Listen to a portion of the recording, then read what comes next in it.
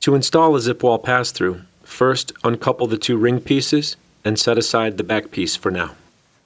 Position the pole clamp over the spring-loaded pole and snap it into place.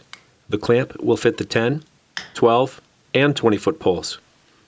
Uncinch the drawstring and open up the sleeve.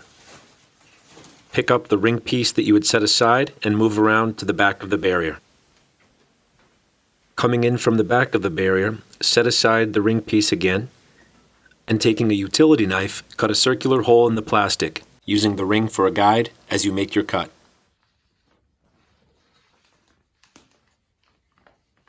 You can discard the plastic that you've cut away. Now take the ring and align it so the side that says ZipWall faces out. You will notice there are 3 tabs on the ring. Line those 3 tabs up with the holes on the other side and slide lock the 2 ring pieces together. Now you can take your ducting and feed it through the pass-through.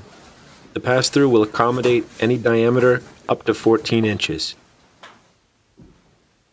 Move back around to the front of the barrier and complete the installation by cinching the drawstring tight over the ducting.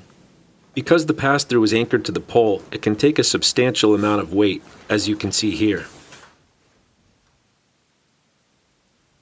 To close the pass-through, just uncinch the drawstring, remove the ducting, and cinch the drawstring closed.